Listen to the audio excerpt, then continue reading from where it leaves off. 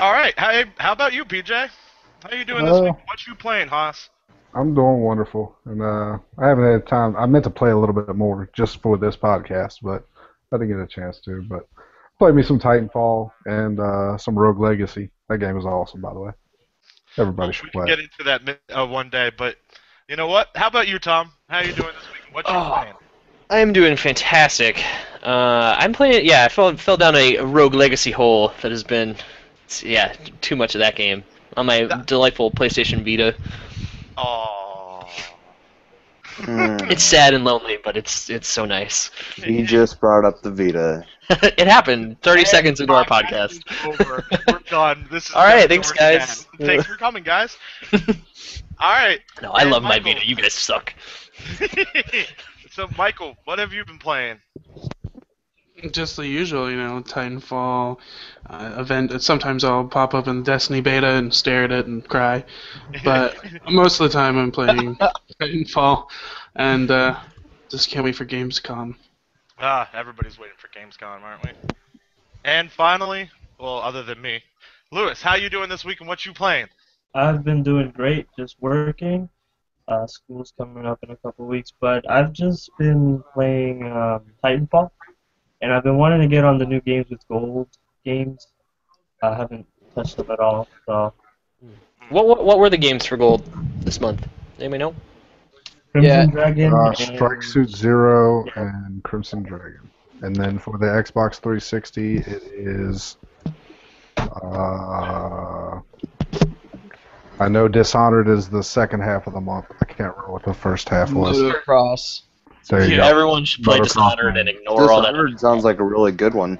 Yes, if you have a 360, make sure you download Dishonored and play that game. Tell you the honest truth, I played it and it didn't grab me. I think it's going to be a game that I come back to when we have another lull and try to play again, but first time I played it, really didn't care for it. Danny, you are no longer the host of this No. podcast. Exactly. Danny, you're fired. Rejected. You are fired.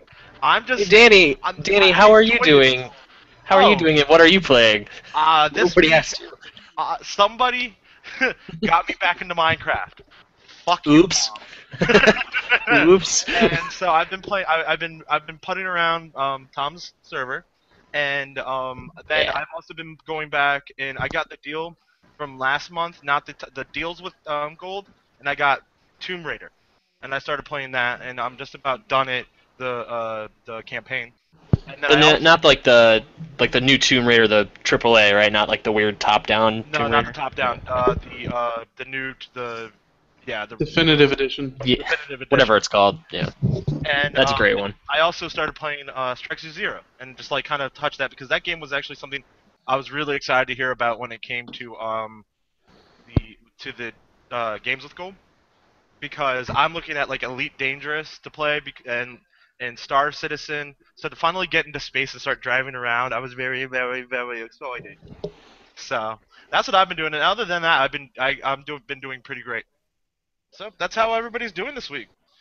This week's releases is really nothing. I know next week we have Diablo, so when next week we'll talk about Diablo, and It's Diablo. Diablo. Nobody in their right mind calls it that. Well, have we really given credence to how much Chosen is in his right or wrong mind? Just saying. Hey, Minecraft on Xbox One is right around the corner. Ooh. No, it's hell not. yes. Uh, all right. So You believe that's PR. how- By the way, I'm sorry to tell y'all that is going to miss August. Oh, I don't agree with that. It is August. Yeah, it's not going to be in August. I don't know about It- that. No, It hasn't even made it to CERT yet. It is all not- right. So we're gonna start this week's topics. This week's news topics. First up, we got Hardline and Evolved got pushed back to 2015 Ooh. out of the Epic November. So how are we feeling about that? Especially Evolved, which is what we've been talking about in our little chat group that we have on the side. How are we feeling about that? The Evolve is like the game I'm waiting for at the moment.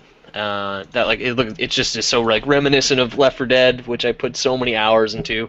So I'm pretty annoyed that that's not coming out anytime soon. Well, when was it pushed back to? Next year? I heard Yeah, February 2015. Yeah, Evolve. first quarter. Yeah. I would rather just them make a new Left 4 Dead game instead of making something that reminisces of it. Yeah. Yeah, that's true too.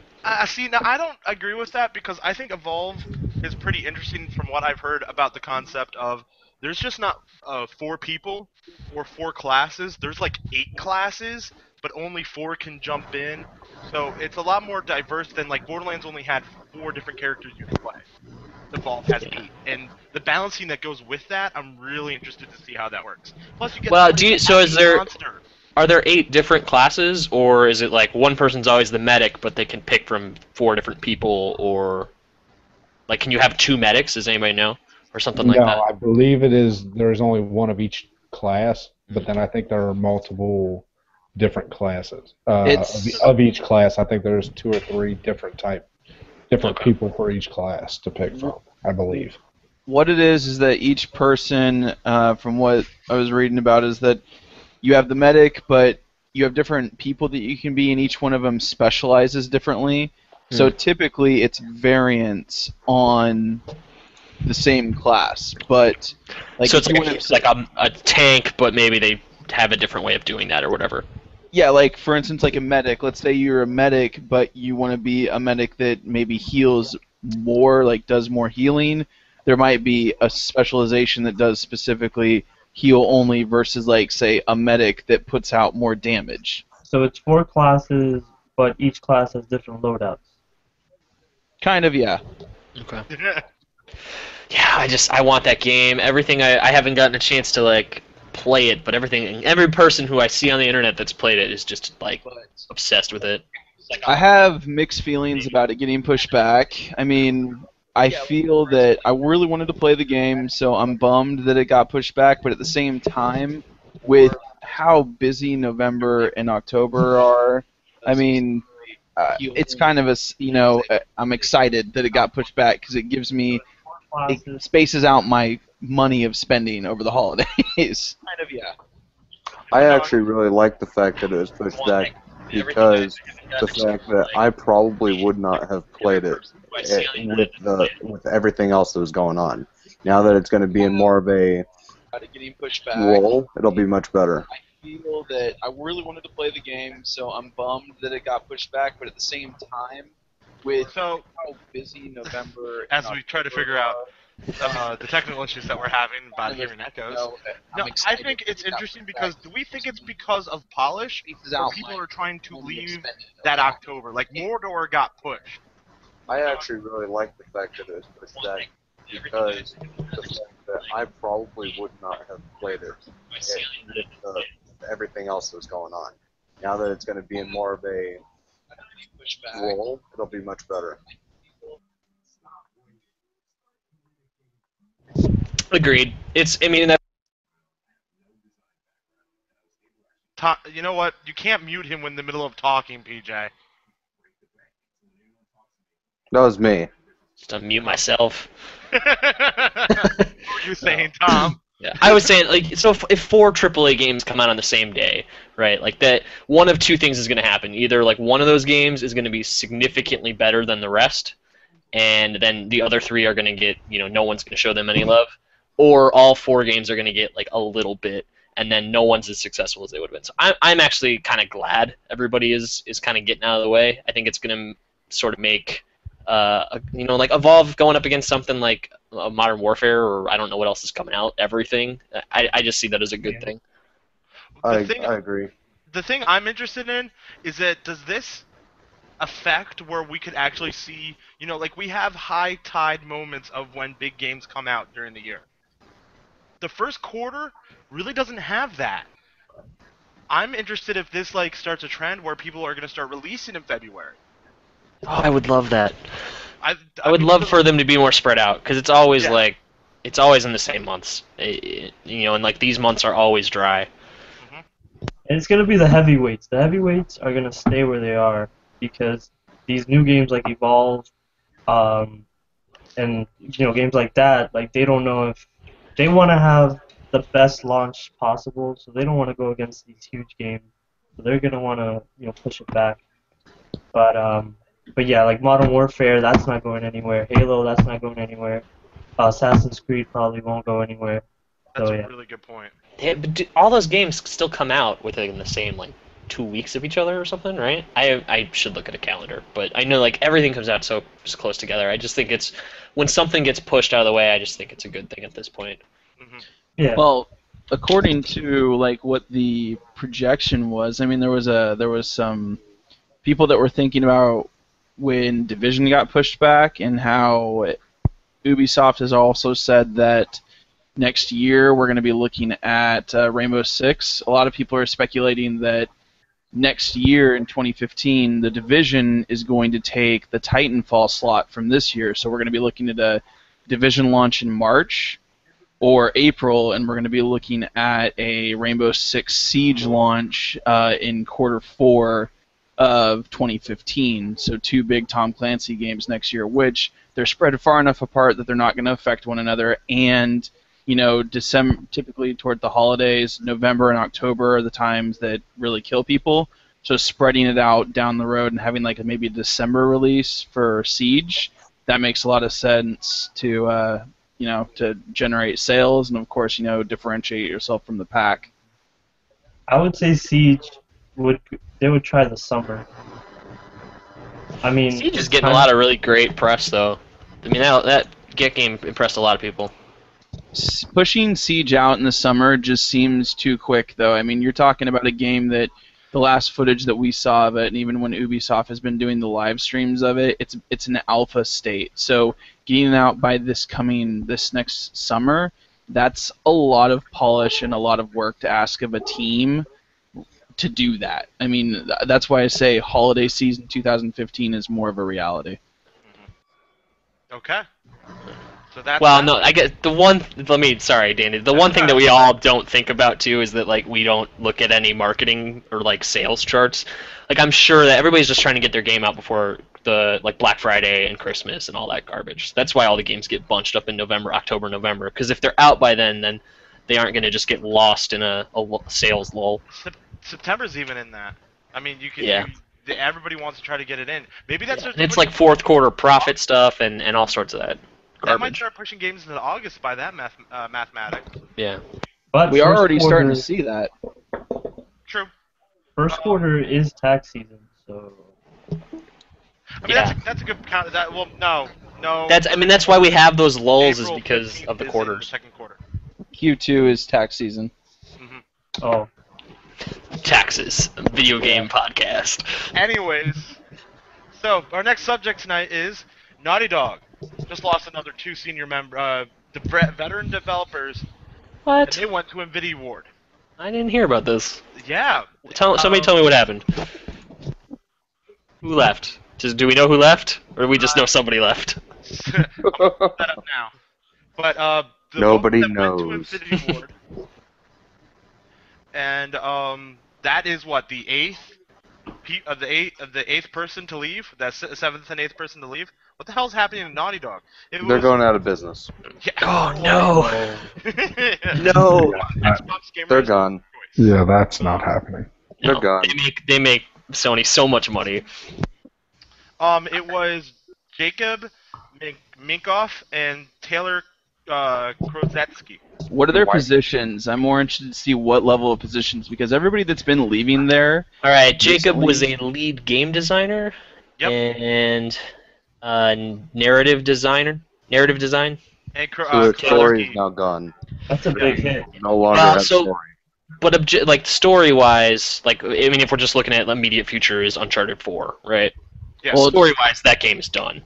Right. Uncharted 4 has already lost. I mean, the first big announced people that left Naughty Dog all seemed to be around the Uncharted 4 project. That was what a lot of people were freaking out about, was that first off it was I can't remember her name, but it was their lead story designer, and she Yeah, left, and was she went to a different she went to BioWare, I think it was, and she was also one of the founders of Naughty Dog, if I remember correctly. yeah. So you've been getting people that are not in lower level positions that are in higher level positions, like the people that you would expect to stay around through thick and thin, regardless of how how turnover happens and how changes in the company happen. They're the ones that are leaving, which leads me to think, since Sony bought them and now owns them solely as their own company, like, what has happened with that relationship? Because I don't think that they're just leaving because, we don't feel like being here anymore, because we don't feel like being here anymore. I think there's something that isn't being told to us behind the scenes, that I agree. Some type of relationship between them and Sony, something bad has happened and they want out. I completely agree. You don't lose the amount of people that they've lost. I mean, it is utterly ridiculous. Maybe they feel Uncharted's being like the series in general is being neglected, like kind of milked, and that's like the biggest game that they ever worked on. They built up this big game series, and now it's being milked, so they don't feel like it's fair because Sony's like probably forcing them, since this is the biggest game PlayStation has. I wouldn't say it's being milked, because realistically, if you're looking at the entire lifespan of PlayStation 3, I mean, it was out for several years. I mean, you're looking at probably a 3-year development turnaround cycle for each game. So that's plenty of time. That's kind of the same timeline that Halo runs on, is every 3 years there's typically a new game announced or it comes out. So Did you seriously just compare Uncharted to Halo? I'm not talking about the two games being similar. I'm talking about Uncharted's better than Halo, but whatever. I'm talking about the development timeline between the two games. Each one is typically about 3 years. But what if they didn't want to make an Uncharted, but Sony's like, we want an Uncharted? That could be it. That could be a problem. But I wouldn't see them being, like, no, we don't want to make another Uncharted game. Like, I wouldn't see them being that way. So I'm going to counterpoint, in that I think everyone is making a bigger deal out of this than it is. Okay, I like to hear this argument. First of all, the amount of lead designers and lead people without it being a problem. I want to hear this counter. I certainly think it's a problem in the future, but like specifically to Uncharted. Danny just lifted up his shirt for the people listening at home who can't see him. So his argument doesn't work. So distracting. I don't remember what I was saying. Well, so first of all, like, you have a group of people who kind of, from what I understand, I don't know too much about these guys that recently left, but what I understand, the group of people that left before were the people that started the company together. So when you start to see those people leave, it's like, maybe it's because their friends aren't around or whatever, and they don't want to be. Why is everyone laughing? What is happening? But mostly the reason I don't think this is a big deal is because all the decisions these people would have made are kind of done. Like the story designers, the story is set for Uncharted 4. Like, the people that are sort of boots on the ground, so to speak, that actually are making the game day in and day out, are still around. The rank and file of Naughty Dog is still around, and that company can hire friggin' anyone they want at this point to handle that. Naughty Dog games are always known because of the narrative, the story. So now with all these people leaving, you're gutting the talent. So yeah, and I think it's a big problem. I don't think it's a problem for Uncharted 4 though, because I think that story's already set. Yeah. Well, then your argument. It's future games that are. Yeah, I could see issues with future games. Your argument is that, like, these people have gone, okay, it's the end of Uncharted, we're leaving now. Yeah. And that's. I mean, they were there making Uncharted games, and then they left. I could be totally wrong. Maybe some horrible things are happening behind the scenes, but I always err on the side of, like, everyone's actually happy, and I say that's a very valid argument. I mean, it sounds like it makes plenty of sense. Why would they keep a narrative guy around when the story's already set? And that's what Uncharted, because it seems, it's a thief's end. It seems like this is going to be the last Uncharted game. Why would you keep all the people making Uncharted still around? If they didn't want to leave. I mean, if they wanted to stay, they would have stayed. The time to get out is now. What you're saying. To be fair, Tom, we all thought that God of War 3 was going to be the last God of War game, and then we got Ascension, which was a steaming pile. So I'm never ever going to say that this is the last game in a series because, especially if it's something that generates money, You have a point. studios will find a way to make a new game within that series. Yeah, you have a valid point. I think so. I'll say this: I think it's Naughty Dog's last Uncharted game, and probably Nolan North and all the other people that make Uncharted what it is. It's probably their last Uncharted game. If Sony was to hand out the Uncharted license to another company, I They'll ruin think it. that would be the death of the Uncharted Yeah, series. They'll ruin it, but whatever. All right, so that's how we feel about that. The next subject that we're bringing up tonight is maybe the biggest biggest game changer that we've ever had in gaming, which is the EA Access. Yes. And it could, I really do believe this really could change things if EA doesn't fuck it up. All right, so who has this? Does anybody here have it? I have it. I have it. What do you guys think? I love it. Same. What did you get for it for just like stepping in right now? Madden. I was about to rebuy Madden because I couldn't wait for the next one, Right. and now I get it, and I get other stuff. And I did the $30 year-long subscription. So I got Peggle, which I didn't have. I got Madden. I got FIFA, which I didn't have. I already had Battlefield, but it's not really. I mean, I love that I got those games, but where the value comes in for me is what EA recently said and clarified for everybody. There, Josh. Yeah, Josh, you there? Bum bum bum. Yeah. So I think we might have lost Josh. I'm interested in this because I think it could be great, and for the EA games, EA is the dark empire of gaming, but it will come out with games that we're all going to play. They're gonna give me Dragon Age a few days early apparently, and that's almost enough for me to give them $30. And you know what? And you can buy that game too. And they're even talking about preloading. And 10% off too. That's all cool. Preloading's cool. and it's going to give you 10% off. Right. So what the biggest question I've had about this whole entire subject is Josh is back. is more towards the for all the audio listeners, Josh dropped because he was having problems for a second. And I'm back. If Tom didn't bring it up, we wouldn't have brought it up. But the fact is what I was talking about is I really want to know how long it takes for something to get into a vault. And I think it's going to be predicated on the fact To get into a vault? What is this so vault? The vault is the free games. The Vault, that's the free games. Yeah. Okay. So it's the stuff you get when you sign up for it, is what you're saying. Exactly. Yeah, So Correct. my question is how long it's going to take it, and what my answer is that how long it would usually take a game to get down to $30 or $20.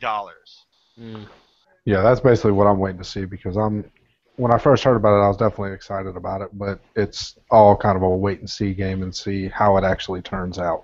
The initial actually sounds pretty good, but What would be like a it's good not time frame?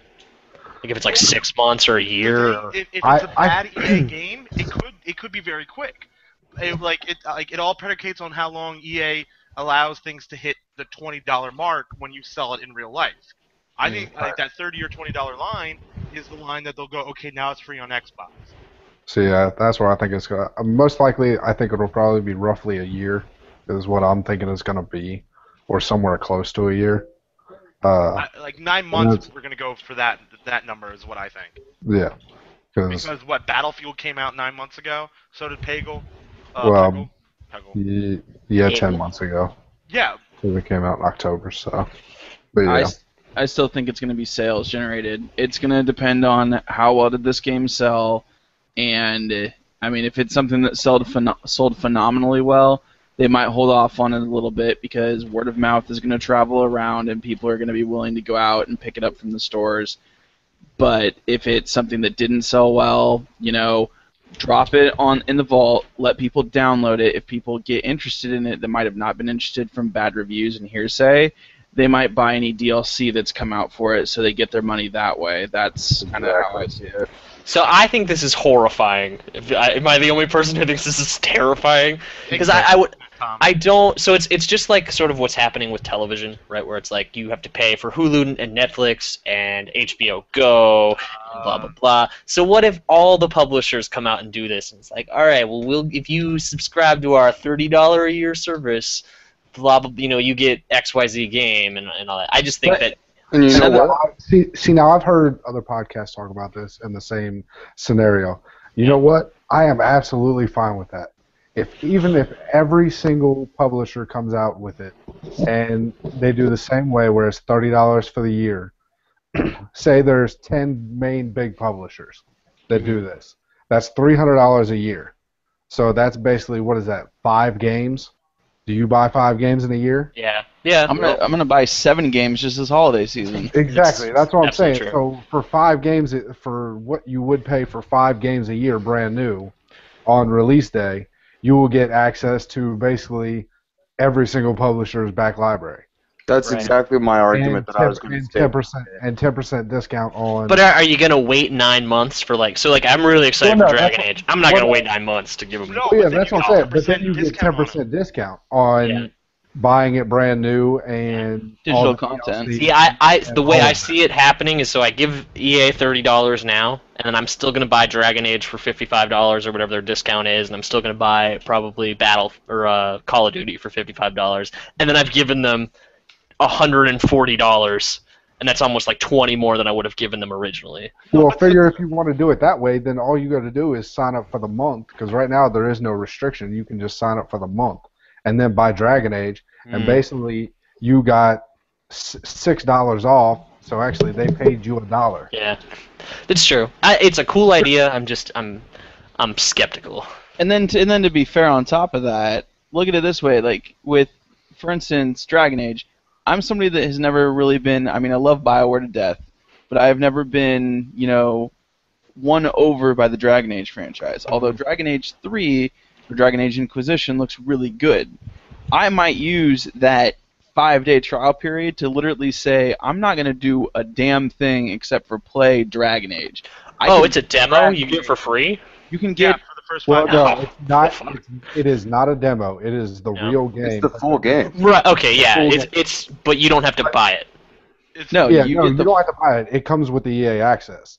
you get the full Oh. game for 5 Without- days. Yeah, so without even buying it or pre-ordering the game or anything like that, you get access to every EA game that's coming out 5 days early. Okay. So I could Pretty literally, badass. I could beat Dragon Age Inquisition No, you cannot in do 5 that. days. No, But Good there luck could with be an that. EA Good game- luck with that. there could Well, be an no, you EA can't game do that he because could they beat have- in the first 5 no. days. because they have said that there is going to be some sort of time limit or something set to it.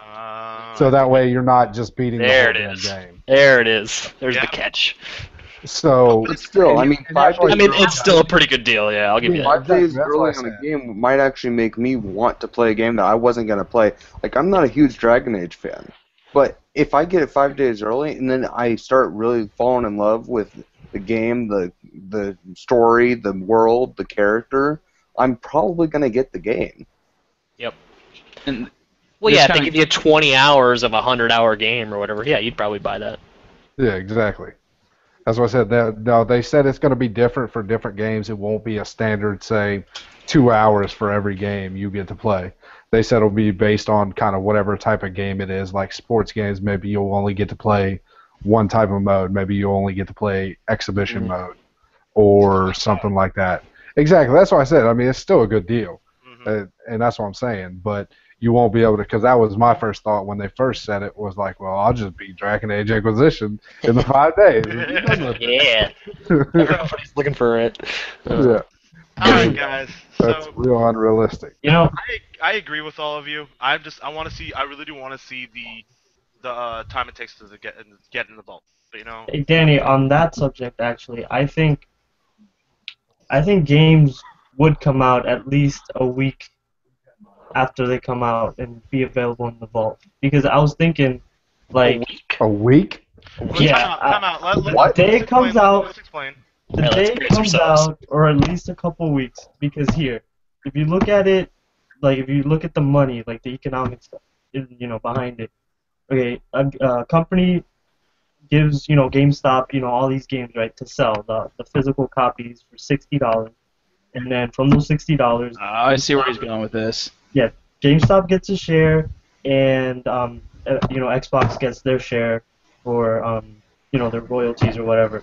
So if they sell digitally for $30 a year, what's gonna happen is they don't have to pay GameStop, and they have a continuous amount of money coming into their company, because if for a physical copy you only sell it once, and if it's resold, they don't touch any of that money anyway.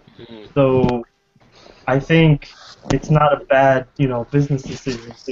Well, that brings up a good point, that it's 100% a way of them battling used game sales. Because if it's instead of us giving GameStop $3 for Peggle in 10 months or whatever, they're getting us $30 for a year for a huge back catalog. Yeah. So Exactly.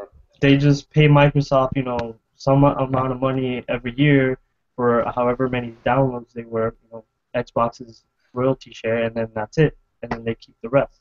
And you're not even including what it takes for them to hire people to do box art, plastic wrap, shipping, boxes, discs. You're not even including that into that.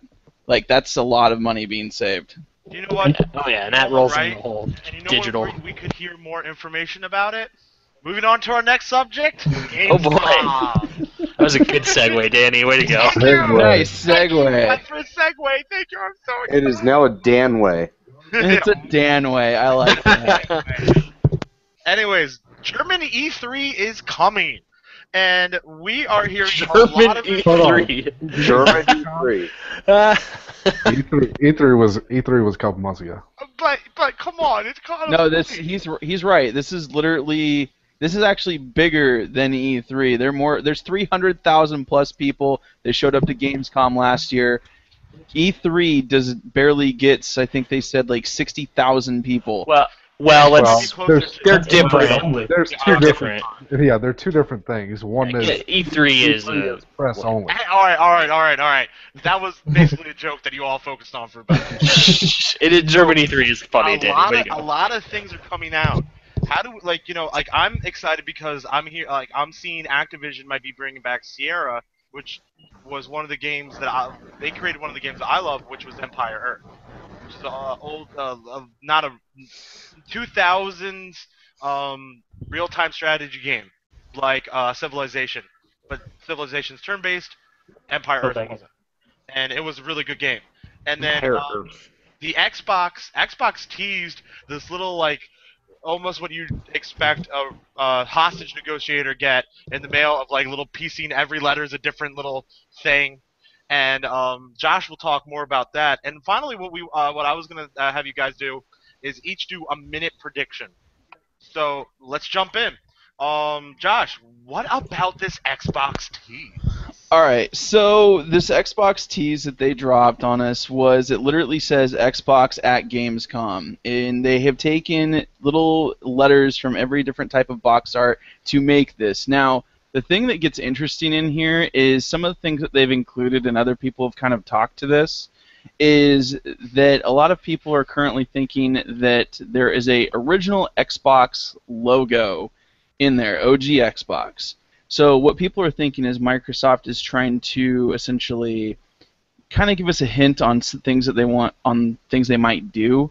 So from that original Xbox logo, I'm kind of pulling that, and this can be part of our whole prediction thing that Danny talked about. I'm going to guess that what that means is we're either looking at possible backwards compatibility. I know that is the one thing a lot of people have asked for, but that would be like Gaikai backwards compatibility? no, I'm talking about a update to the system that gives you a built-in emulator that does backwards compatibility. If not that, the other thing that I'm thinking is that they're going to bring back some OG Xbox series that has not been seen since the original Xbox. Weren't they discussing a new IP coming? Would that be technically a new IP, a game that's been dead for a while? Phil Back? Phil Spencer did say that there are some new IPs that are going to be coming out for the Xbox One. He didn't really specify if these new IPs were going to be reinventions of older IPs or if they were going to be like brand new things that we've never seen before. But I'm guessing it's probably going to be a little bit of both. What I'm also thinking is that they were very, very particular in the lettering that they picked out. Like there's an E on there from Evolve. There's I think it's an A on there from Fable. So what I'm also thinking is these letters might also show us what Microsoft is going to be presenting in their keynote that they do at Gamescom, their press conference. Well, so do we think that this? So one of the things that's been happening, especially I think over at Sony, I mean, and you kind of talked to this, Josh, was the releasing old games. So I mean, they're leaving huge amounts of money on the table by not re-releasing like classic Xbox games. Well, see, and I think we all knew that Gamescom was going to be kind of big when Quantum Break literally went, screw E3, we're not even going to that, we're going to Gamescom. So that was like, and PlayStation has always had a bigger foot in Europe than Xbox has. So I think with Quantum Break, I think MicroStation was MicroStation. Excuse me. That's what I work on at work. Microsoft. Wow. Thank you. A slip, Freudian slip. I have to work tomorrow. Okay, leave me alone. But Microsoft has to play catch up there also. So I think that they literally went, we're going to kick down the door instead of just having a meek existence at Gamescom, which I think has forced PlayStation to do the same thing. So I think that there is going to be I really do agree with Josh. I think something massive is coming. And I think that just to go a little bit further on this there, Danny, is that I understand PlayStation's Gaikai system. It's streaming old games now, which is great. You want to play your older games, you can stream them through Gaikai. I know that there's subscription fees and whatnot worked up in there. And I'm going to bring up a sore subject for all of us that are Xbox people, and I know you guys are probably going to be, really? Sales. I mean, this is really? It's been the fastest selling Xbox that's ever hit the market, but Sony seems to have always been one step ahead of Microsoft ever since the consoles have come out. So if Microsoft, even before that, with the release of the TV extravaganza before like last year's E3. I mean, if Microsoft really wanted to do something that would be big, it would be, we're putting backwards compatibility, an emulator in our system for backwards compatibility. You can play your 360 discs by putting them into the console, and we're not going to charge you for it. If they were to do that, it would be, you'd have all those people out there that have their 360s with their back libraries that they never got rid of. Like me, for instance, my 360 with my back library, I would be like, all right, So that's would that be epic. your prediction, Josh? Would your prediction be backwards compatibility? I'm gonna. You know what? I was bold with the Halo Master Chief prediction, saying that it was gonna be an entire collection with all the maps, and I was right about that. So I'm gonna be bold and say backwards compatibility. All right. So Here's my question. Sorry, but a question with so Xbox One uses Blu-rays, right? Yes. correct. Does it even have because 360 games weren't on Blu-ray? Does it even have a reader? I mean, that's Yes. a hardware thing. Blu-ray players can read not only Blu-rays, but they can also read Okay. other types of formats like DVDs. DVDs. They just cannot read HD DVDs, and the Xbox was done on dual-layer DVDs. I just, so it for would whatever read reason, that. I remember my PS3 had to like, and maybe this is wrong, but I vaguely remember it having two like readers in the PS3. So They it could had. read Blu-rays and normal DVDs. Well, originally when it came out, the Blu-ray would only read Blu-ray, and then they had to do an update to where it would read DVD. All right. So here's my question. A little while ago, somebody mentioned a massive change at Gamescom. Now, for a massive change, obviously people are not going to go out and pay for a massive change because they're already upset that they spent money on what we have. So, what would you consider size-wise would be a massive change on our 500 gigabyte Xbox One? Well, no, and that begs the okay. So I guess what Chosen's also getting at is like, would backwards compatibility take up a chunk of space on the Xbox? There you What go. you're asking, yeah. Yeah, I would. I mean, if you're gonna add an emulator, which is the It's actual going to take up program- at least 20 gigabytes, I would say, if not more. No, you're not. I mean, you're looking at it's just basically a system. It's basically a program that tells the Xbox how to run other types of formats. So, because it already has the drive. So, literally, and they could put that on the system. I wouldn't say it would be more. I would say at max, maybe 5.5 gigs. I would not expect it to be that much, though. And that's just because of the fact that this is older tech. This is something that Microsoft has been working with for 10 years. This is something that they're going to be able to compress and make not as large and work well within the Xbox One. That's a lot of space, 5 gigs.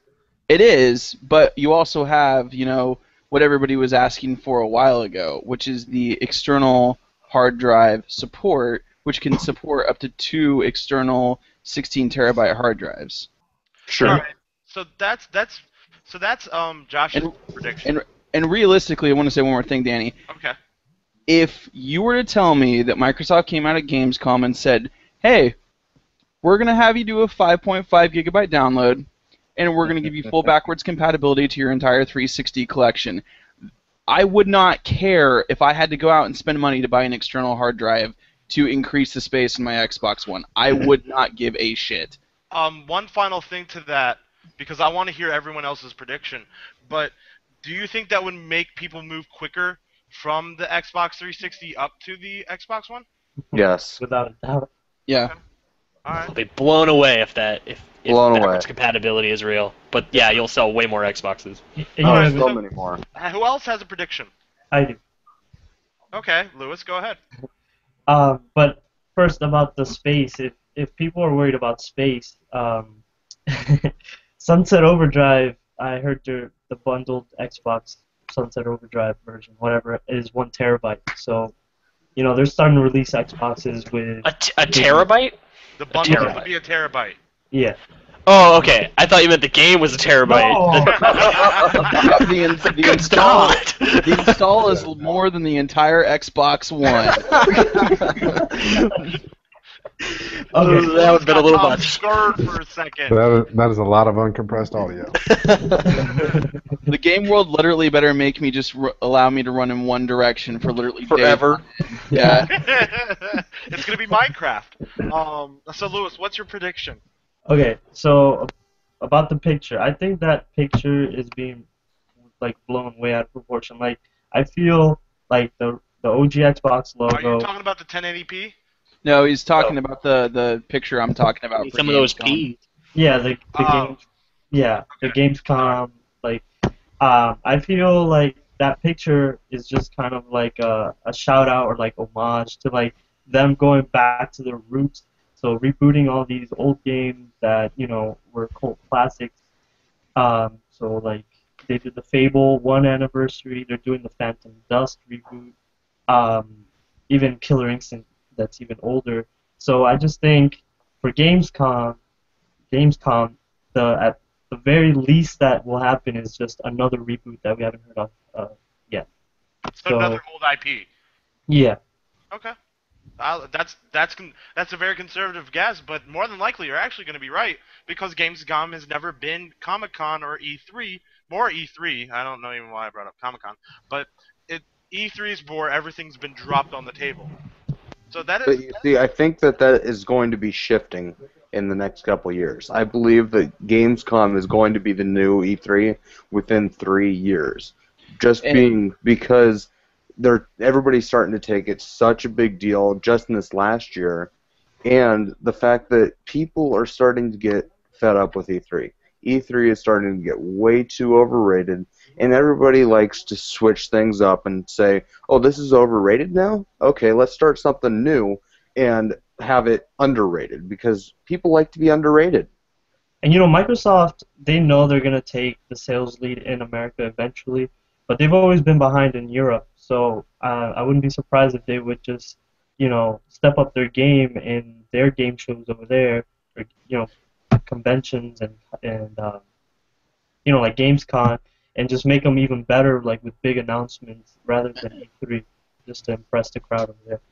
And I do agree with Chosen. I mean, Gamescom. I mean, E3 is essentially, the U.S. space for games being announced and whatnot. I mean, yeah, you get developers from other countries that come in there, but Germany Gamescom, that is like, I mean, you get people going to Gamescom from all over the world. I mean, it is the worldwide game show essentially. People come from everywhere to see it. People come from everywhere. Fans come in, vendors come in, studios come in. So I would not be anywhere near surprised if in the next few years Gamescom, as far as announcements go, eclipses anything that comes out at E3. Okay, so that's Lewis's is the very conservative old IP. PJ, what do you've got? Well, mine's somewhat onto Lewis's, and I kind of just thought about this while we were recording. Didn't BioWare tease that they had an unannounced new IP? Well, not new IP, it wasn't, but an unannounced IP that they were working on that nobody's seen yet. They've been doing a viral email campaign to a bunch of people that have BioWare accounts left and right. So yeah. But because they teased that one that was the superpowers or the teen superpowers, but they said they had a different one that wasn't even that. So I'm thinking KOTOR is coming back. You think Oh, yes. Holy shit. Oh my KOTOR is coming God. back. I love That is my prediction. everything about that prediction. I would love put that school. prediction. Star Wars, That's a yes, great I love it. prediction. See, because I never Wow. got to play it on the original Xbox, and I've been trying to play it on PC, but I kind of That- hate playing with the Do mouse and we keyboard. think that it's going to be part But- of an Xbox or PlayStation or on their own presentation? It's going to be, I think it's going to be part of an EA presentation, honestly, and this actually kind of goes hand in hand with a prior announcement from last year sometime. There was a article that IGN put out where it was talking about how Visceral, which is a studio that's owned by EA, was the studio that was licensed to do a new role-playing Star Wars game. That was what they were doing, but they never said what the game was, if it was brand new, if it was existed on an old franchise.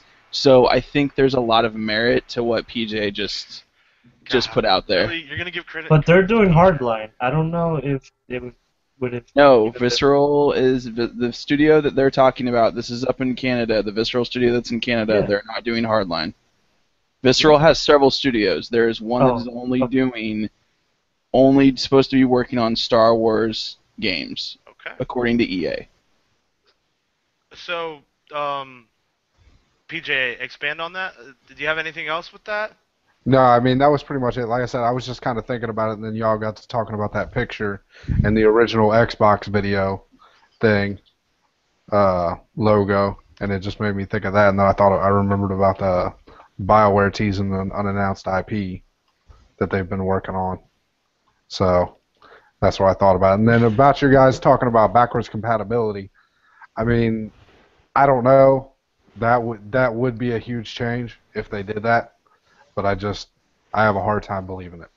That'll be the KOTOR thing will be real weird considering was it Casey Hudson just left BioWare? I mean, Don't KOTOR talk to me was about like, it. Don't. It's too soon. It is That's, too that's soon. like his baby, and to see it come back right after he left, that would be. If Mass Effect 4 fails epically, or if the next Mass Effect games fail epically, I will It won't. cry. They won't. Anyways, Chosen, what do you have for me for a prediction? Alright, I'm gonna go bold because you know what? Rednecks like to blow things up, and I'm about to blow your mind. So this is where I'm going. I think that I think that somebody, I don't know where it's going to be announced, but I think that somebody is either going to announce one or both of these things. Baseball game. No. I wish, but no. Now, by the way, everybody who's listening, Chosen's objective for this podcast is for Microsoft to get a baseball game. Just to Hashtag Microsoft Baseball. Just For some reason, he doesn't like RBI baseball. I mean, I don't know what the problem is. Alright, so here's my bold, mind-blowing prediction. You ready? drum roll if you may please. All right. Number 1, Mass Effect whole series collection with remastered engines. Wow. I would love that so much. So with you're all not the waiting games. in the elevator for 5 hours. Oh, if we could get original re-release of original Mass Effect, that'd be cool. Yes, that would be fantastic. I would buy Yes. that. I would Alright, too. What's number 2? Yep. Number 2, same thing, but Gears of War. Yes, done.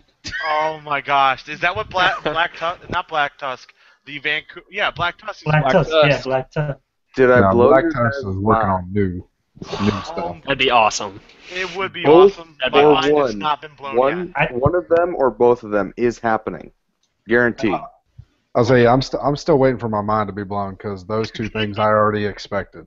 You know I, what? wasn't expecting them this year. I was expecting them next year. So if No. it Yeah, I comes- mean I don't if think it did come I this mean I early- don't think they're coming out this year, but I was already expecting those I to would- be. It would come. probably be a teaser if it would. An announcement would still be amazing. It hands would. down. You know what? Here, I'll even go even bolder. Number 3.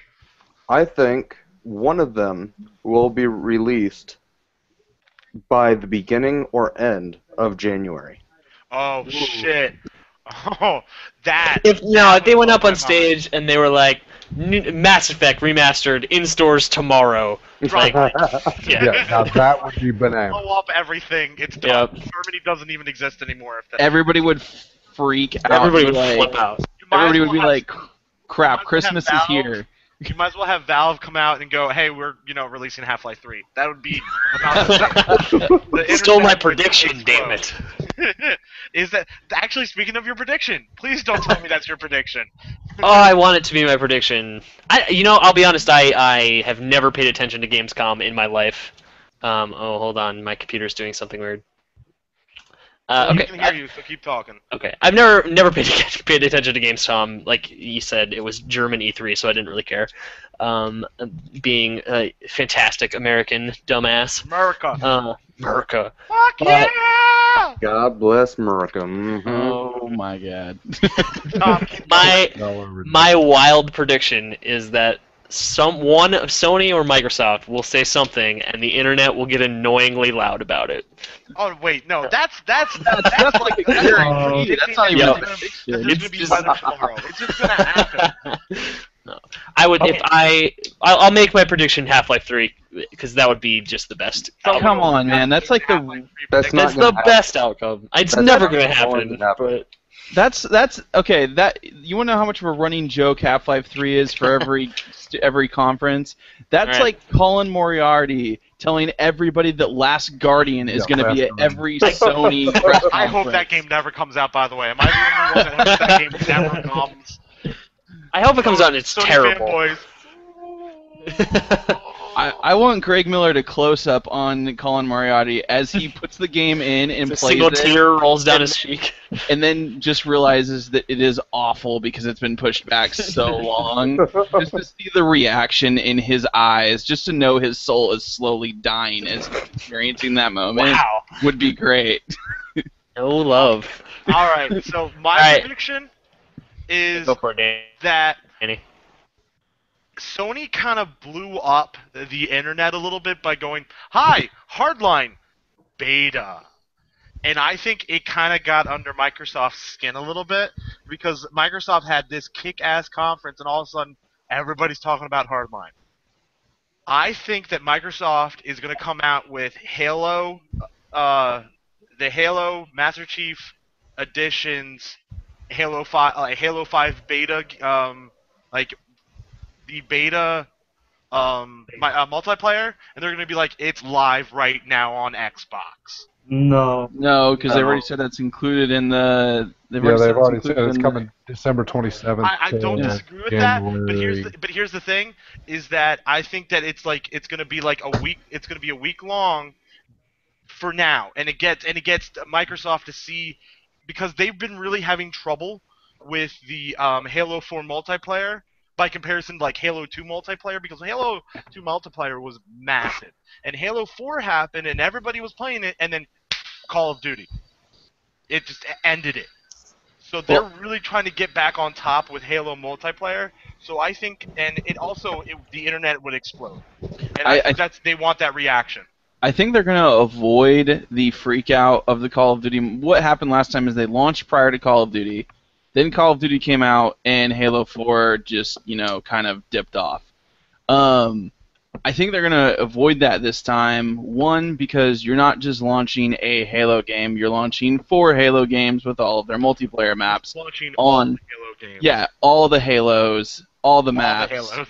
Yeah, all the Halos. On all the Master Chief Halos on one console. But at the same time, they're doing it after Call of Duty releases.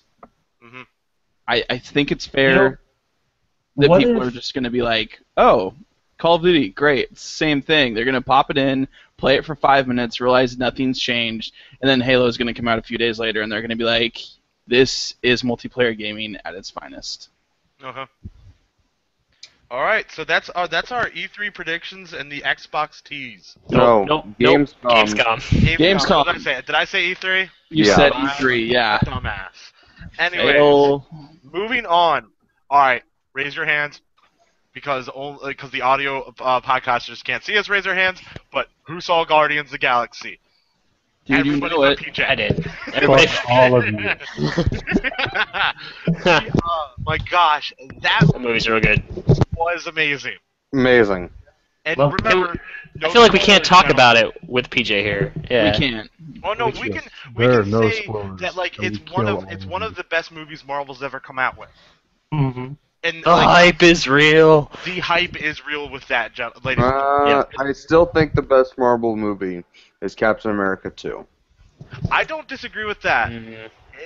Except It's close. for it's I think the top 3 movies right now by Marvel are some form of the Avengers, of Captain America 2, and Guardians of the Galaxy. I would say in that order, actually. I would say Avengers, Captain America, Guardians, in that No. order, I 1 to think it's 3. I think it's all 1A, 1B, 1C, by the way. Because the beautiful thing that Marvel's doing right now is going, okay, we've gotten away from just the superhero movies. We're now doing superhero sub-subject. Well, the cosmic stuff. And now we're doing comic book movie sub-subjects, comedy, and space opera. So they're now touching just more than a comic book movie. And I don't see. Well, yeah, Guardians is like this. I mean, it's kind of popular, but it was almost this like slightly obscure. Guardians Yeah. is like the Star Wars of Marvel. Yeah. Honestly, But I it's had like they never. It was one of these things where they didn't do anything with it. They just. It's all like crossovers and stuff because they didn't ever think it could kind of stand on its own. It's kind of like Marvel giving a DC a big middle finger and being like, "We can make a movie out of fucking anything, so screw you guys." Which Marvel giving the middle finger to DC is always good in my book. And you know what? To be fair, Marvel can continue to give the middle finger to DC until DC does something that's worth Marvel putting the middle finger down. Because right now, DC literally scoffed at Marvel when Marvel had the idea of, we're going to take big name actors, put them as our characters, get them to sign on to multi-movie roles, and then have them do crossovers and make the big teams come to life. They scoffed at them, and now Marvel has done it, and DC's like, shit. Shit, we got to do this now. Yeah. Yeah, because honestly, I had no idea who the Guardians of the Galaxy were before this movie. And Yeah.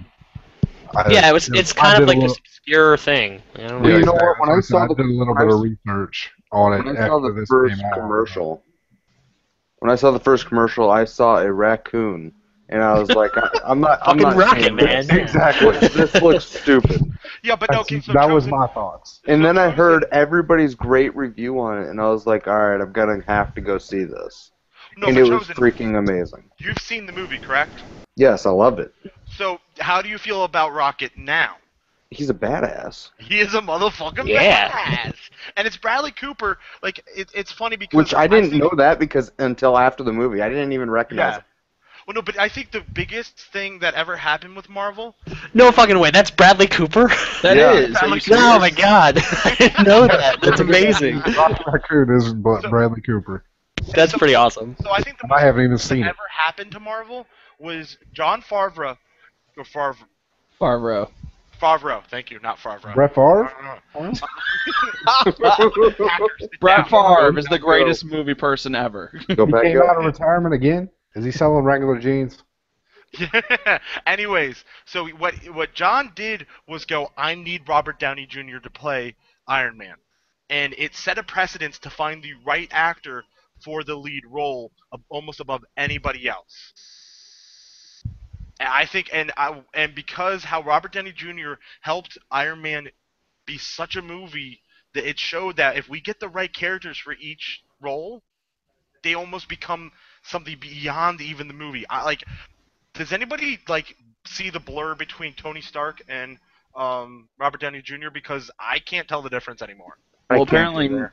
they're neither can one the and the people that interview him at Comic-Con, because at Comic-Con last year, one of the guys was asking him questions, and he actually went, Tony, I have a question. I mean, Robert Downey Jr. I was being sarcastic.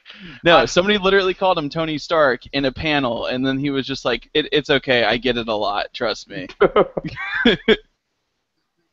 All right, so everybody did love Guardians of the Galaxy, and It was Vin Diesel's best movie ever. damn. All right, now Talking about things I being don't know. remastered, let's talk about remastered games that are coming. We have Resident Evil, we have Sleeping Dogs. What? and- yeah, Sleeping Dogs is getting remastered, Chosen. That's awesome. See, that's a point of contention because Sleeping Dogs was just free, 2-3 months ago? Dude, I Yep. love Sleeping Dogs. Games That with game's gold. awesome. And now it's getting a definitive edition like Tomb Raider got. And who really care? Does anybody really care that Resident Evil is coming out again? Resident Evil 5, yes. The other one's no. Resident Evil's coming out again? No, they're remastering the original Resident Evil. The Okay. I don't question is, care. Well, it's called Resident Evil 4, so I don't think it's the original. Oh, I thought it was the original. No, I'm not kidding. I really thought it was the original. I thought they No, went back and went. No, they're totally doing a remastering Yeah, of the they're doing all original of them. Resident Evil. Yeah. Yeah, 1080p. Oh, version. I thought it was just Resident Evil 4. I thought they Or were. I think they did a little while ago. I think I bought that actually on a Steam sale or something. They've already done an HD version of Resident Evil 4. They put it out on Xbox and PlayStation 3. But there has been a rumor for a while that the creator of Resident Evil got his essentially become disenchantized with Resident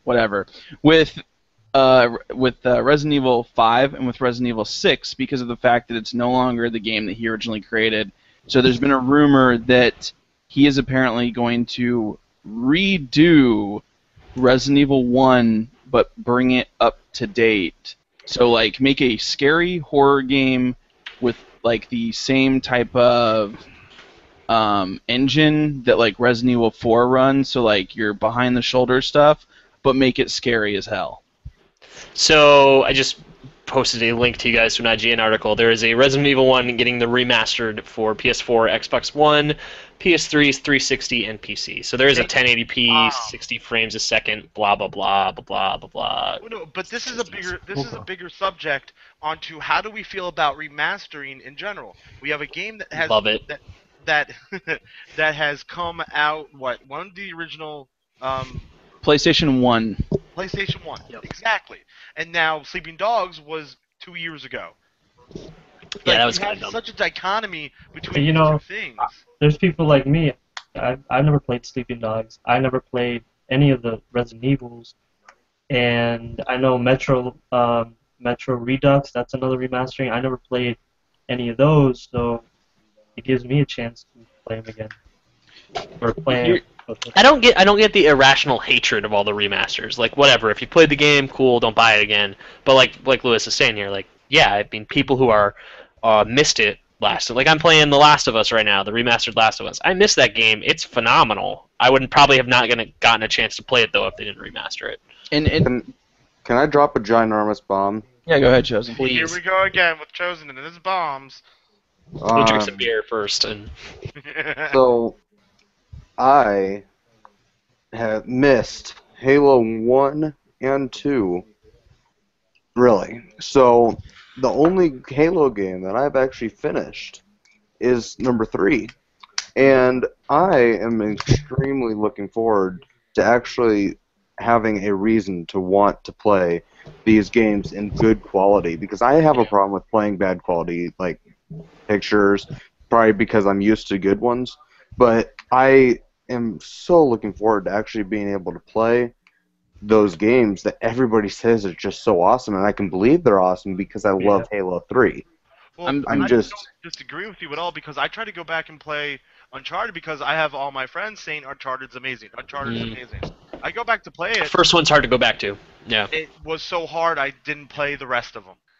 It wasn't fun at all for me. But I think the biggest definitive is that we're all Xbox fanboys, and we're all really goddamn excited to hear that the Halo Master Chief Edition was coming out. Chosen, first off, I just want to say I'm sorry that you finished the fight without actually knowing what the fight was about. And I am pretty much the way that the remastering goes is if you look at the games that have been remastered, most of the games that are remastered are not slouch games. Like they're not taking like some crap happy game and remastering it. A lot of the games that are getting remastered are worthy of remastering. I mean, Halo. I mean, as far as it goes though, I'd say Halo did remastering right. The other guys are trying to remaster their games, and that's fine. The remastering games only have one. But what Microsoft did, as far as remastering goes, is unprecedented. It's amazing. We all love it. We're excited for that game to come out. Me and Chosen probably talk about it on a daily basis, how it just needs to be out already. Yeah, we're going to definitely stream some of that, because I'm so pumped about that. And I don't know if you guys do right this, now. but me and Chosen have We're doing agreed. 24-hour. 24-hour live stream of the game on the podcast. On the podcast Twitch page at Cleverly Named Podcasts. You know, at Twitch, so that's all gonna be all good. But it's another game. Good plug. Thanks. I know. Plug. Oh, the wall. Another game would be Mass Effect. You give me Mass Effect and Halo. That's all the convincing I need as to why remastering is good. You know, the one I'm most excited, well, not most excited, but I'm really excited about is GTA, that remaster, because that's the only game I really regret for moving to next gen and not being able to play is GTA 4, because I finished the story, but I missed the multiplayer and just messing around, and if I remember correctly, I believe the remastered version you could play with PC players too, so that's going to be pretty cool. Just redo that whole game with better graphics, and hopefully they release it with some DLC, like a story DLC, because that would just make the value, much better. But whatever. GTA 5 is going to be big. I'm looking probably. I would not be surprised, in the least, if we see Rockstar pull another freaking $1 billion out of nowhere with that game being re-released on the next gen consoles. It would not surprise me. Oh, it wouldn't surprise me one bit. That's why they got to do the story DLC, because the story DLC is overdue. If they get the multiplayer working, the heists that we were told were going to be working on day one, that still are not working on any of the older gen consoles. It's still not a thing. Wow. Still not a Heist thing. Too, because I think all of us playing some heist would be fucking hilarious. Oh, it would be That'd be amazing. cool. That'd be cool. Amazing. Well, no, because one of the first things I would do would be to shoot PJ in the face. So much hate. We'd all shoot Danny. Don't worry. We'd all turn around and shoot Danny. I would shoot Tom and ask him to give me IT advice on how to heal him. I would light whiskey on fire. So, and one final thing with this is that who else saw the Master Chief cinematic trailer? So good. No. Maybe. What are you talking about? They came out with a cinematic trailer for the Master He's Chief. joking. No, legitimately not joking. I don't know what you're talking about. Oh god. So what did I miss? It was a cinematic trailer of all, like, it took a lot of the Halo 2 cinematics in the game, and what they did was, like, they've up-revved it or imaged it, whatever the technical term. They use Blur, the Blur Studio, which is a studio that's really well known for doing great CG, like stuff that almost looks like live action CG. I mean, it's that good. Sergeant Johnson, it looks like it could cradle his face and be like, Dude, Like, Arbiter you looks see in good. your eyes. I just want to hear the line, "Oh, I know what the ladies like." That's a good impression. I cannot wait to see him say that in that Pelican rolling Yeah. down in the Yeah. With the second cigar. level. Oh, The cigar in his mouth. I get on the hot on the collar just thinking about it. I know what the ladies like. That game, that collection, and Nightfall being added into it. I'm sorry, Nightfall looks amazing. I am so excited to watch that. So excited. I think. Well, the last one they did was good. But no, Forward on the Dawn. Yeah, Forward Unto Dawn. Excellent. And this is why I think Halo is the premier IP in all of gaming, because they have TV shows, they have remastered editions coming out, and finally they have Halo 5 coming out. Uncharted doesn't have this. Gears doesn't have this. Freaking GTA 5 doesn't have this. No. Only Halo. Halo's also the only one with like Microsoft behind them. You know, Microsoft does a lot of, trying to break into the entertainment stuff and do all that kind of thing. Like Sony, yeah, they have for Uncharted, they're having the movie rolling, but I don't see that really going anywhere. I'll be shocked if the Uncharted movie actually is decent. All right. So that is the remastered editions. You know what? We're gonna go back to something Lewis was talking about, and the Sunset Overdrive bundle. And when I heard about this, it is white. Now I'm not Racist. racist. I am not racist because I have my black Xbox. Oh, you got a black friend. It's okay. My roommate before he moved out. It's a great story. Do we need to leave him by himself to? Oh man. When I mentioned So Lewis, can you expand a pound? Like, what's this terabyte? A pound. Yeah, I'm trying to remember when I mentioned the 1 terabyte, because I read that there's a Destiny bundled Xbox and a Sunset Overdrive bundled Xbox. The Sunset Overdrive one is white, but I'm trying to remember if it's the Destiny one that's 1 terabyte or the Sunset Overdrive one. But yeah, supposedly they're coming out with these bundles for these awesome games coming out. And the Sunset Overdrive one is white. I don't know if it'll have decals somewhere with, the Sunset Overdrive logo or whatever, but we'll just have to see the pictures when they come out. I don't see this selling any Xboxes. Oh, a game I've never heard of, and now my Xbox is white. This is what I've been waiting for. Well, people were really wow, when they showed that developer Xbox, the build team Xbox that was white, and everybody was like, "Oh my God, white! That's really awesome. They should release one." So I guess that's why they're doing it. But Sony's doing this too. They're releasing a white PS4. I guess that's cool if you want to buy it. I think they're cashing in on the people that would buy a second console, I guess. I just want Yeah. the terabyte one. Started the last gen with a white one. Everybody wanted a black one. Now we're starting this one with a black one, but everybody wants a white one. Why can't people make up their damn mind? Because Well, people just want what they can't have.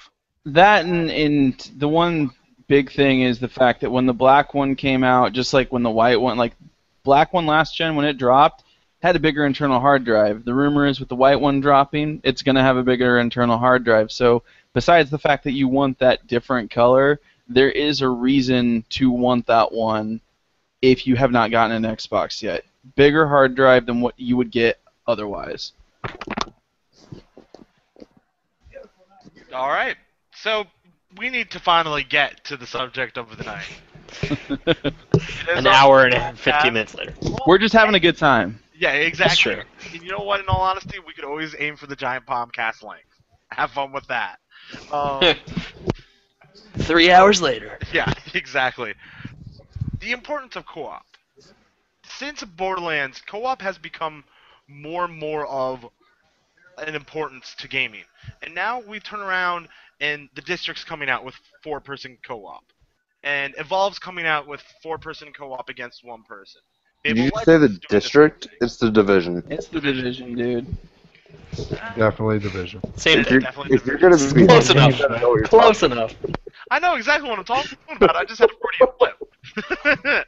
So we have all these games that are coming out with co-op, is the industry starting to just push that way? You want me to How do we start feel this about it? off? Because personally, Hasn't it always? Hasn't it always though? Like think about like GoldenEye. The only reason we all love GoldenEye is because of couch co-op. Nobody's like, yeah, that GoldenEye campaign was so awesome. Well, They'll be there's planting proximity mines everywhere and blowing everyone. Yeah. I think that the way that this is going is a little bit different. I mean, and I talked about Danny pre-podcast about this. What we're talking about is co-op used to be what you were talking about, Tom. Couch co-op. It used to be you sit there Right. with your buddies, got in one room, killed each other, LAN parties, all that good stuff. Co-op was about one another.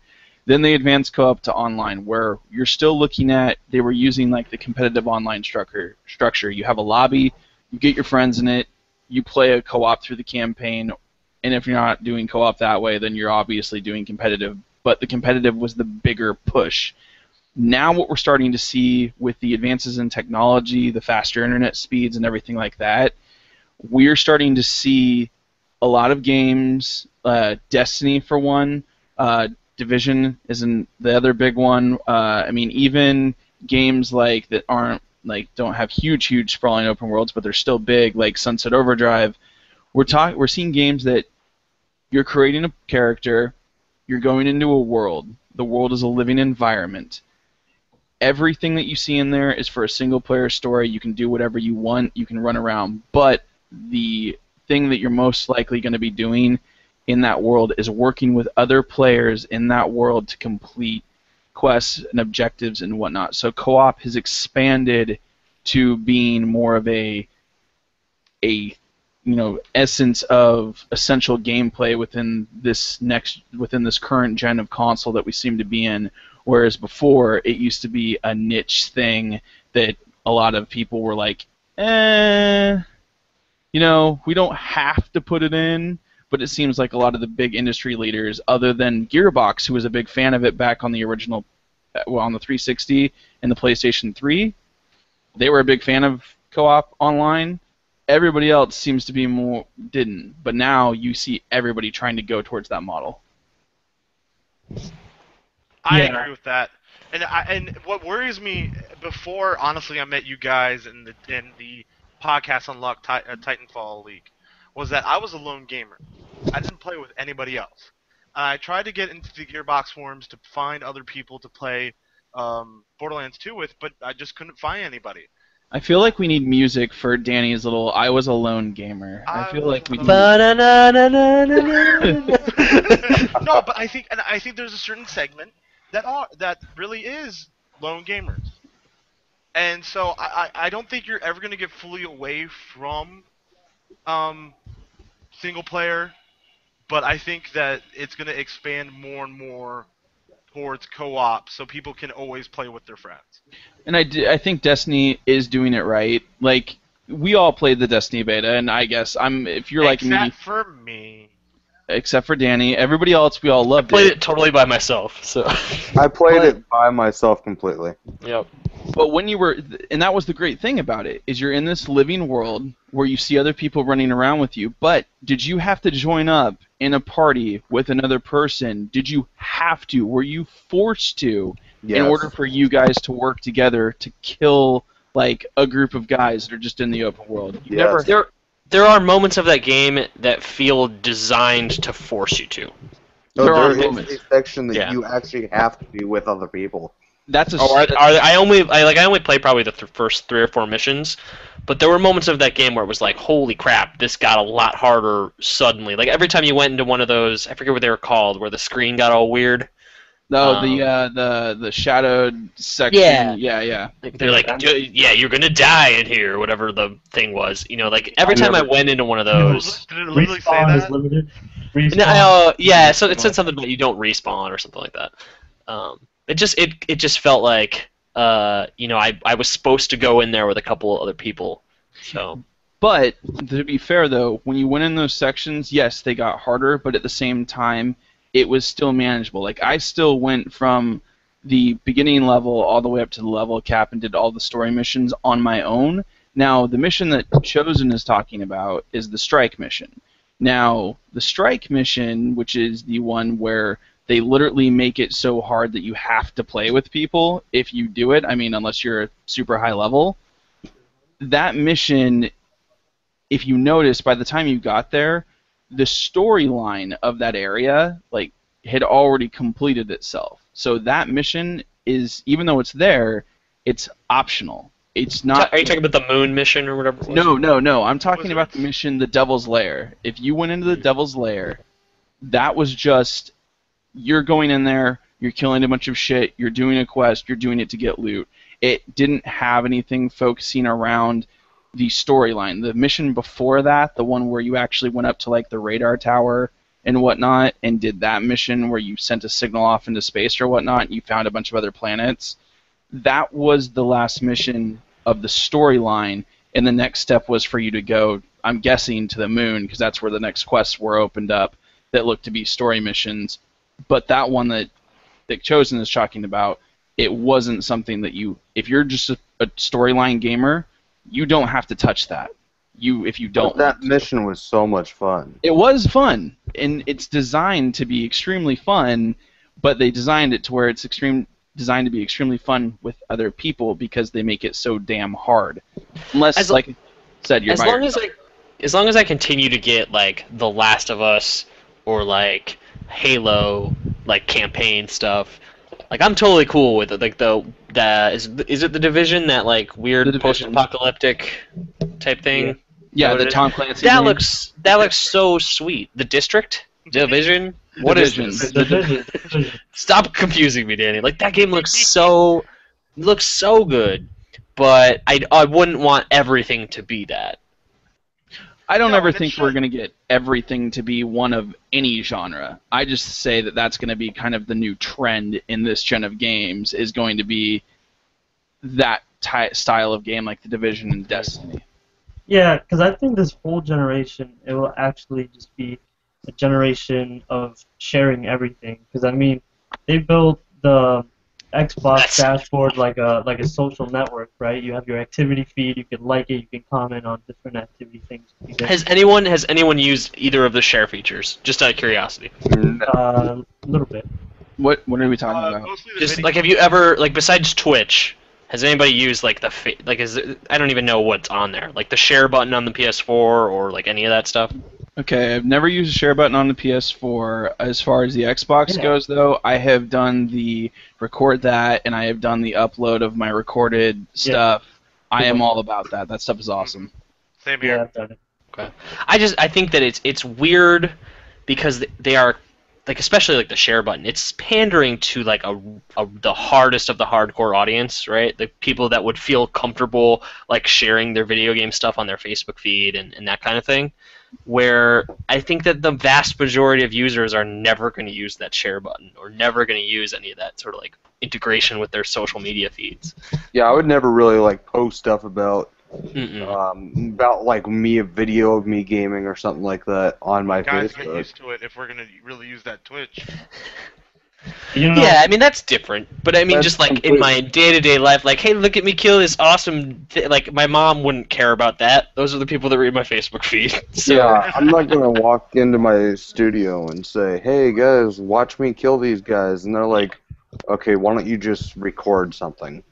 You know, and for the core, it's not going to be, you know, I agree, that's probably not going to be for just the general person, but for hardcore gamers, yeah, they're going to be okay with that. But I mean, you also have a lot of people now that, because of these social functions that they might not have had, you know, as much. I mean, for instance, Twitch. I mean, yes, Twitch. You had a lot of people that already did it on PC. As far as the console goes, though, there wasn't a lot of people doing it. the Twitch integration's real cool. I like the Twitch. Yeah. I love Twitch. So yeah, I feel like this whole generation is about sharing experiences. So you do co-op, you share your experience, you know, a campaign experience with your friends. You share videos, you share everything. So I think that's the way the generation is going to go. But you'll still have, you know, the games that you were talking about, like Quantum Break. I feel like I don't think that's going to have co-op. I think that's just going to be. Oh my god, that game needs to come out already. Yeah. That's my biggest. Remedy's amazing. Anyway. Remedy's I just want more Alan Wake. Yes. Alan Wake. I'm glad you agree. So that Most was our underrated game. subject of the night. And one Still last never thing played. before we go. I've I been don't- trying to keep this subject under my hat. Oh yes, your secret on my topic. Secret topic, because To one every- of you, To everyone that is listening, Danny has been extremely excited to share this with us and like So blow we're our minds away. The hype is big. the The hype, hype probably is not gonna be real. So if it The hype fails, is I am so sorry. This You is better deliver. Chosen. I've been hearing rumors that that not this Tuesday, but next Tuesday, Minecraft is coming. That there are. What does that mean? It's here already. It's everywhere. No, but see, for Don't go to next Target. one It's in everywhere. PS4, Wait, what? Say that again. PS4 and Xbox One Minecraft will be released on August 19th. August 9th. Okay. Okay, my mind is not blowing yet. My mind No, is. because Josh, you're not a big Minecraft guy, are you? No, I love Minecraft. I do. I have it on my Xbox 360, but No. and PJ just said no. So So what are your sources here, Danny? My source, and that's your the internet problem, wizardry. is that my sources are all like second-hand gaming sites. It's not Oh, IGN. this is It's not bogus. Polygon. But the problem is that I'm seeing a lot of it. Like I said, it hasn't even entered CERT yet. There's no way it gets through CERT, enters CERT, gets approved, and is released in a week. I disagree there because Minecraft is money, right? Like that's literally like the second that releases, they make $1 million in an hour. But I would be blown away if- Certified? They've been certified since the Xbox One and the PS. I mean, they would have to recert it for. They'd have to recert for the okay. Xbox One and the PS4. I will be if that is real, Danny. I will play so much Minecraft with you. Well, on and you, me, and Chosen. to the listeners, possible upcoming live stream of Minecraft on Xbox. Absolutely. If it happens. I don't like So Minecraft. in 3 months when Lewis. it's actually out. Yeah, when it actually comes out. It's Wait, just that all this week, because see, like I get these Google notifications like, hey, you searched Minecraft. We've got news for you.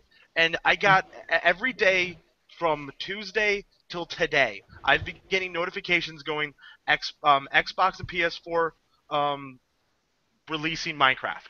Like I've been getting notifications on these secondary websites for the last 4 or 5 days. Did anybody just catch a little while ago that Lewis said that he does not like Minecraft? Did anybody catch that? Okay. I don't think Chosen likes it either. Hey, don't worry, Lewis. I am with you. Minecraft is.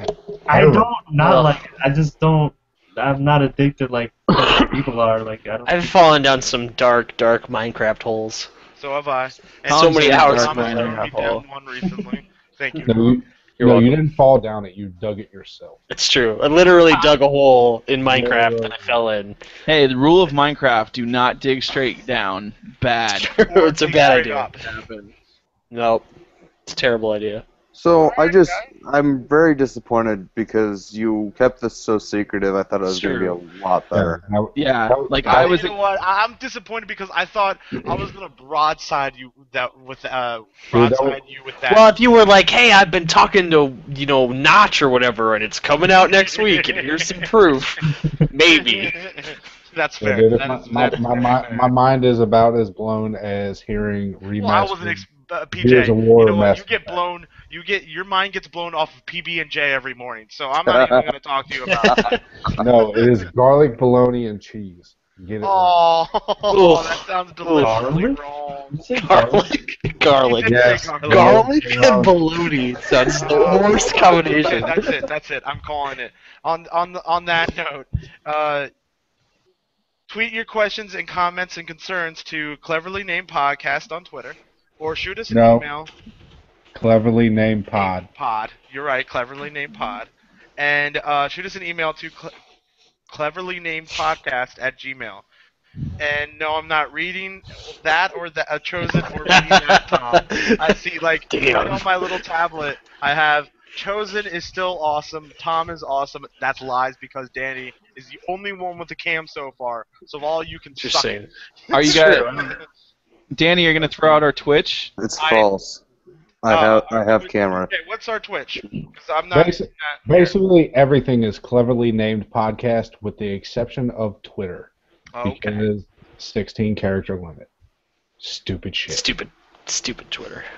So thanks for watching us tonight or listening to us whenever you get this, and you guys have a great night. Everyone say bye. Bye. Bye. First episode, yay, done. Yay.